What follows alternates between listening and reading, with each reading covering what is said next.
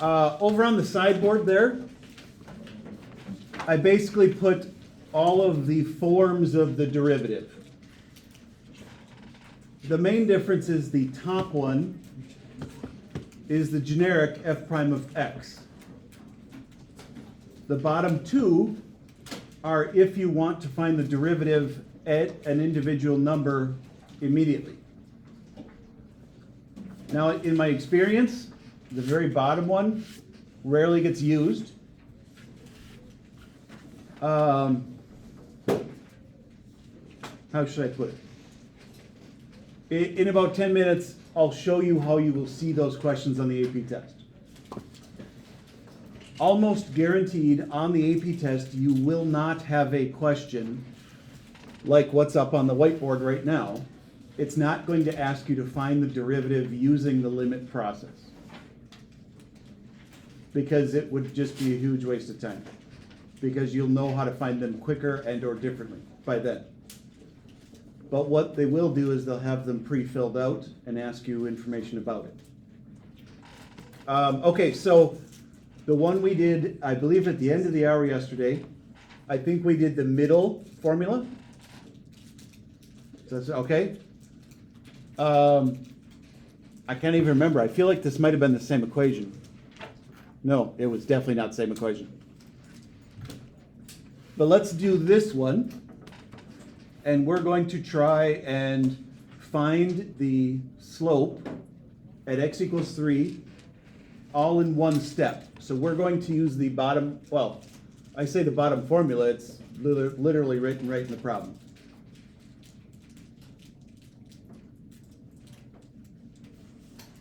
So who did we choose? Onyx. Do you want to answer or do you want to choose somebody? I'll choose somebody. Okay. 9. Oh, I don't know why I asked that. Donald, Yes. what should I do? What is it telling me to do? Like, what am I supposed to write where? If it's easier, you can just tell me what to write. I don't know if that's easier. All right. Well, first I would just keep the equation, but I would replace x with 3, and then I don't really know what to do with a. To try and like put values in it. Gotcha. What do I do first? Oh. So you have the right idea if we were doing the version from yesterday. Okay. The one yesterday, there were no x's written in the problem at all. This version, you keep the x's, but you also put in the 3. Kind of, I don't know, it's just the way to do it. All right then. So f prime of 3, I'm not going to write m. Oh, my fault. I guess it's y equals y prime of 3. So I'm going to say limit as x approaches 3. I'm just going to put that in for a right away. And then this is where I think you got a little bit backwards. I'm actually going to write the original equation, f of x. And now I'm going to do f of a, which would mean plug 3 in. So 2 over 3 over x minus 3. Doesn't look that great. Marvel? Oh, I'll let you finish it. I'm sorry. Sometimes I forget it. I'm a little bit ahead of you guys because I know a lot of times you copy down what I write. I was hoping you could kind of guide me as to what to do next, because I've got an equation up there and there's nothing to obviously do, I guess. I don't have a squared. I can't square something. Can you do like the thing where it's like 3 over 3x minus x over 3x? Common denominator? Yeah. Yes. Yep, that's exactly what I would do. Basically, I'm just going to try to simplify this so that it's not one big giant fraction within a fraction. So I'm going to multiply by 3 over 3. I think this is what you were saying? Yep. X over x. And then the denominator I'm going to write as over 1. And there are different methods to doing this. I saw some of you guys in your homework using the method that was in the packet. And if that was the case, I'll erase this quickly here. If you use the method that is in the packet, you would multiply numerator and denominator by the common denominator. So I would multiply numerator and denominator by 3x. And then that would cancel both of those fractions. That's the packet method. My guess is you would find one way easier than the other. I've always just been taught the common denominator method, so it's just kind of like ingrained into me. But maybe not to you guys.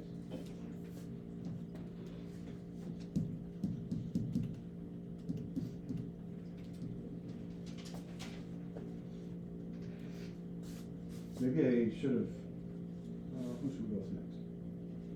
Caden? I should have asked this from the start. Why couldn't I plug 3 in immediately from the very beginning?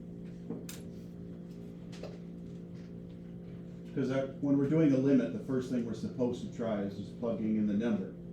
So everything that's written in red, why couldn't I plug 3 in? You'd get 0 over 0. So that's why we're trying to do something to change it around. So I end up with 6 over 3x minus 2x over 3x over x minus 3 over 1. Well, now I'm going to put those two together, and I'm pretty sure some of you guys did that in one step.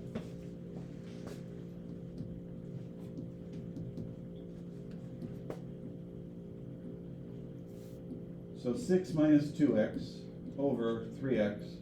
I'm doing the keep, change, flip now, so I don't have to keep writing all of that.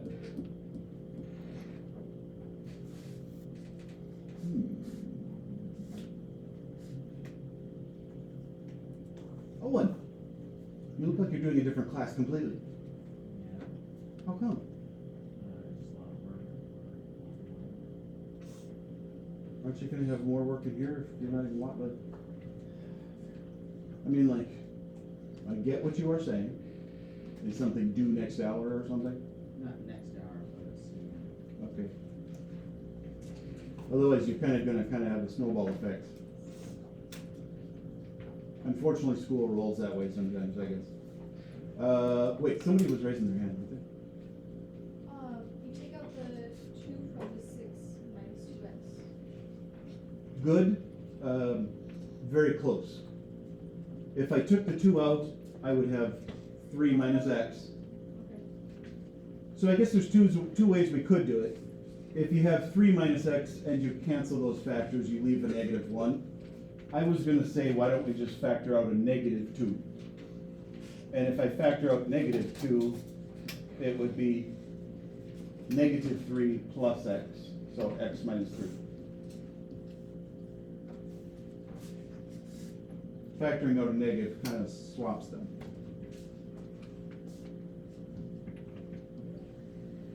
But then those will cancel.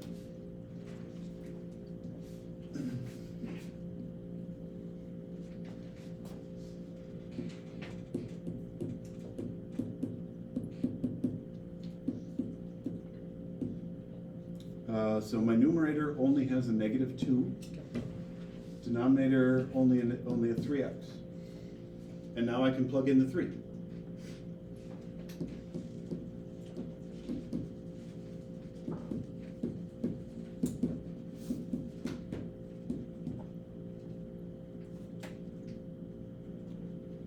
Why do we plug in 3 for A? Just the way it's written. Yeah, I mean, it doesn't say it right here. The one I wrote on the sideboard, usually it's clearer to me. If you're trying to do the derivative at a specific number, the version this is written, the A is that specific number you're trying to do. But in these other two, you're plugging in the number for H. Like this one doesn't even use an H in the setup. Okay. Honestly, you generally, always have your choice of how you wanna do it. It's only on these specific examples that we're trying to do it that way specifically. I have a feeling most everybody in here is going to do the derivative the normal way with the x's, and then plug in a number after the fact. Because for whatever reason, I think it just makes more sense to your brain to do that, but it's, everybody can take whatever they like. I don't know, that might not have helped to answer your question, but Is it just because just because it says so. X approaches A? Yeah. Does it mean stay the same? Yeah, that means that you're putting A in place of X. Oh, no, you're rushing. Okay, I wanna skip this page completely because, I'll be honest, this page confused me, and I thought that was not a great idea for you. Like, it was asking if something was a length or a slope. And then it said like A. I think that was the first one, wasn't it? Oh, F of A. Well, it's a height, I guess a length, I don't know. This page to me was not great, so I didn't like it. I know the purpose of this page was to help you with the notation. I feel like it would make it worse. So I wanted to go to this page. This is the page of the questions you'll get on the AP test. These will be on multiple choice. It says each of these is pre-filled out. Finding the derivative at a specific value C. It wants you to figure out the original function it came from and the C value. And that's what they'll do on the AP test. There'd be multiple choice, so they'd have the 4 choices. I will say some of these were kind of crazy hard. Like some of them are very unique. But so we've only got 2 choices. We've got this one in the middle, where h approaches 0 and h on the bottom. Or the third choice, where x approaches a and you have x minus a number on the bottom. So I guess starting with that information, it's clear that A, B, and C have to somehow match up with that middle formula, because it's got an H on the bottom. And that third version doesn't. And if I remember correctly, isn't there some X minus ones on the bottom here? Yeah, like E and F. They're gonna be the version that has X minus A. So I thought we would just look at A, and I wanna look at more of a straightforward one with you so that it's not, I don't know. I'm trying to answer the 2 things.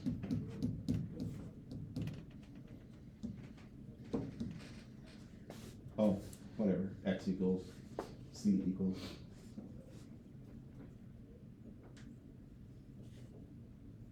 Anybody have any thoughts? Is there something you can look at that clues you in to tell you what's what?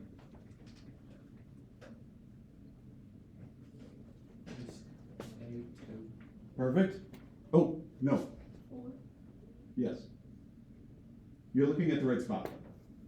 So this, in the formula, this is supposed to be f of a plus h. The f is the square root, I guess. That part's probably obvious. So if f is the square root, that means this has to be square root of 4. So this is kind of cluing us in. This obviously is h. So that means this would have to be a. And then f of x is going to be the function without a plus h.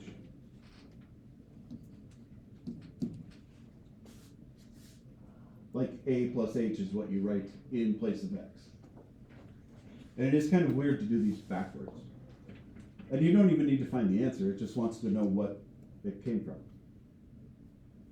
And other ones are going to be slightly more difficult, like this one. this one, f of x.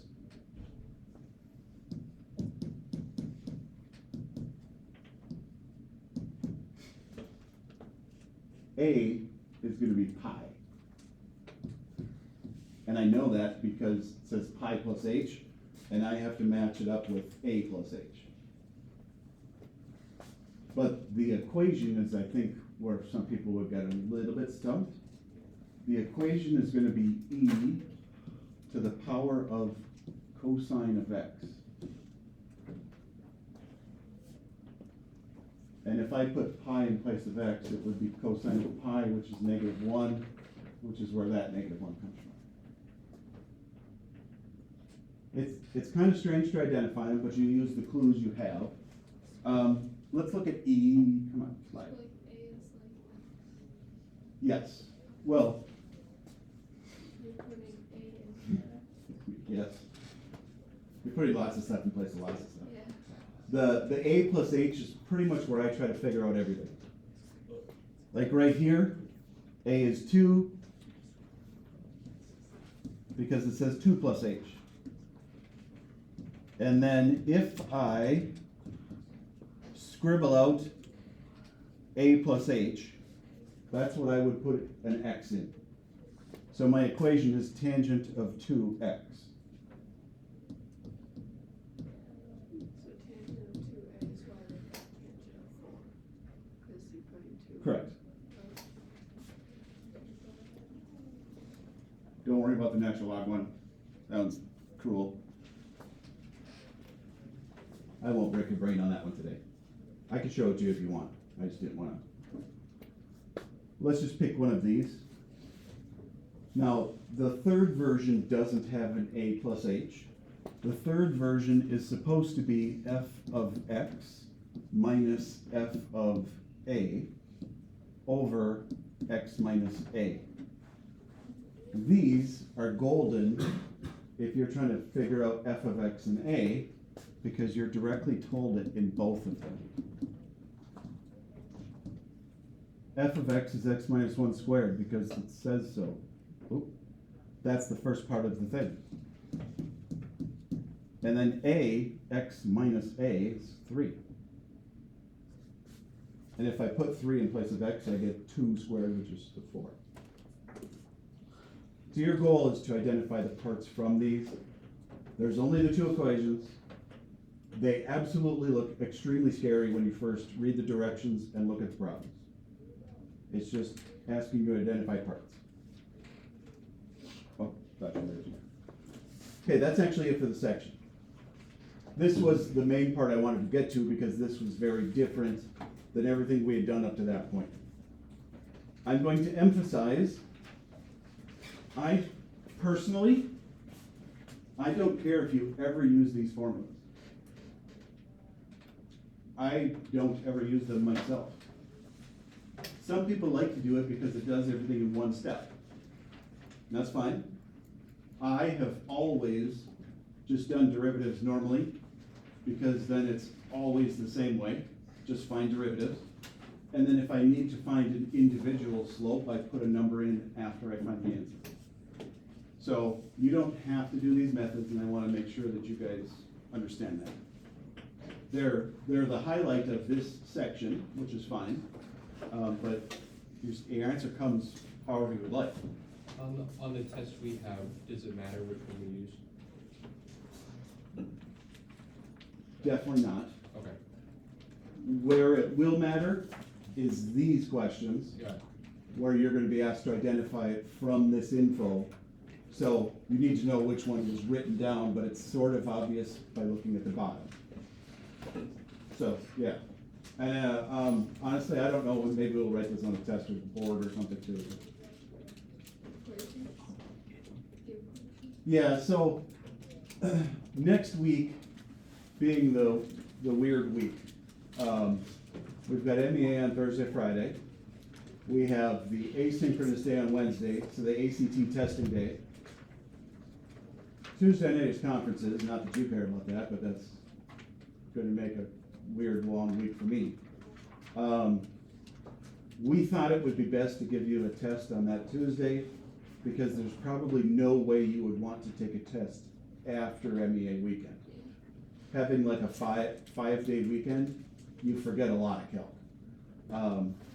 And so we thought it would just be best to test whatever we get done before we get to that date. And I know we're gonna be done with 2.1 and 2.2 because we're already done with them. 2.3, if I remember correctly, is extremely fast. 2.4 is not. And so if we only do part of 2.4, that's fine. If we don't finish 2.4, that's fine too. I'm not gonna hurry to finish it before the test. We'll just test you on whatever we got. That does kind of, my preference, I don't know if you have one, my preference was for us to just stop however far we got Friday. And then Monday would be, get ready for the test. Tuesday do the test. That way it's gonna feel like your test isn't rushed. It might feel weird because we don't have a full section in them, so. That's just my thoughts. But I assumed you guys were probably on board with that. You would prefer a test before than after? Okay. Downside is, you very well may have 6 tests that day. Every one of your teachers is probably thinking the exact same thing. So, I don't know. I feel bad about it, but at the same time, it's better for you. Okay. Oh, perfect. So that gives me 15 minutes to print out some stuff for you guys, for anybody thinking of doing a retake, because I wanted to print those little tiny sheets where you could write down which problems you got wrong and stuff. And then I'll hand back the test at quarter after, because we get done at 27.